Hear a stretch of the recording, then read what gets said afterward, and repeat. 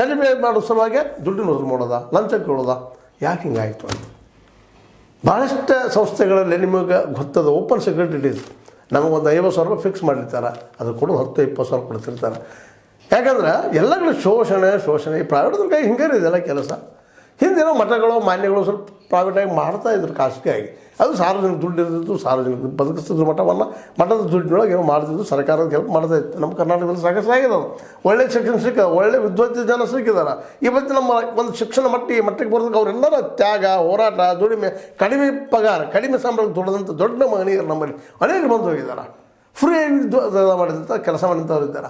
ಆದರೆ ಅವ್ರ ಬದುಕಿಗೆ ನೆಲೆ ಇಲ್ಲಂದಾಗ ಈ ಲಂಚಾವತಾರಕ್ಕೆ ಇಳಿತಾರೆ.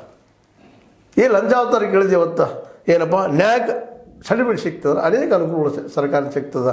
ಮತ್ತು ಅದಕ್ಕೆ ಹೆಚ್ಚು ಸರ್ಕಾರ ಎಷ್ಟು ಸಿಗ್ತದಿಲ್ಲ ಗೊತ್ತಿಲ್ಲ. ಯಾಕಂದರೆ ಸಂಶೋಧನೆಗೆ ಇನ್ನೊಂದು ವಿಷಯಕ್ಕೆ ಎಷ್ಟು ಕಡಿಮೆ ದುಡ್ಡು ಕೊಟ್ಟಿದ್ದಾರೆ. ಈ ಬಜೆಟ್ ತೆಗೆದು ನೋಡ್ರಿ ನೀವು ಎಷ್ಟು ಕೊಟ್ಟಿದ್ದಾರೆ ಅವ್ರು, ಎಷ್ಟಾಗಿದ್ದಾರೆ ನಮ್ಮ ಮೋದಿ ಸರ್ಕಾರ.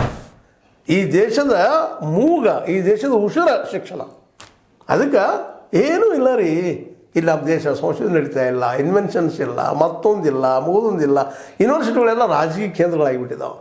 ಇವು ನಮ್ಮ ಜಾಯ್ತಾವ, ಯಾವ ಜಾಯ್ತಾವ, ಅವ್ನು ತೊಗೊಳೋದು ಇವನು ತೊಗೊಳೋದು. ಪರ್ಮನೆಂಟ್ ಬಂದಾಗ ಇನ್ನೊಂದು ಹೆಂಗೆ ತಿಂಗಳಿಗೆ 50, 10, 20, 30 ಸಾವಿರ ಕೊಟ್ಟು ದುಡಿಸು ಮನೆಗೆ ಕಳಿಸ್ಬಿಡುವಂಥದ್ದು. ಅತಿಥಿ ಶಿಕ್ಷಕರು, ಅತಿಥಿ ಉಪನ್ಯಾಸಕರು, ಅತಿಥಿ ಪ್ರೊಫೆಸರ್ಗಳು ಅತಿಥಿ ಮಾಡಿಬಿಟ್ಟಿದ್ದಾರೆ ಅವನ್ನೆಲ್ಲ. ಇವತ್ತು ಇನ್ನೂ ಇನ್ನೊಂದೇ ಮಾತು ಹೇಳಬೇಕಾಗಿದೆ. ಈ ಮೋದಿ ಸರ್ಕಾರ ಇರ್ಬೋದು, ಹಿಂದಿನ ಸರ್ಕಾರ ಇರ್ಬೋದು, ಯಾರೂ ಇಲ್ಲ ಶಿಕ್ಷಣಕ್ಕೆ ಯಾಕೆ ನೀವು ಇಷ್ಟೊಂದು ಅವಗಣನೆ ಮಾಡ್ತಾಯಿದ್ದೀರಿ ಅಂತ. ಕೊನೆಗೇನೋ ನ್ಯಾಯದಲ್ಲಿ ಒಳ್ಳೇದಿರ್ಬೋದು ಅಂತಂದ್ರೆ ನ್ಯಾಯದಲ್ಲೂ ಇದ್ದ ಪರಿಸ್ಥಿತಿ. UPSC ನಿಧಾನಕ್ಕೆ ಅಲ್ಲಿ ಹೊರಸ್ತಾನೆ ಇಡ್ತಾ ಇದ್ದ. ಅಂದ್ರೆ ಭ್ರಷ್ಟಾಚಾರಗಳು ಗೂಡಿ ಎಲ್ಲ ಆಗ್ತಾಯಿದ್ದಾವೆ, ಲಂಚಾವಧಿ ನಡೀತದೆ. ಸಿಕ್ಕಿದ್ದಾರೆ ಇವತ್ತು CBI ಹಿಡಿದದ ಅವರನ್ನು, ಒಂದು 10 ಜನರನ್ನು ಹಿಡಿದ.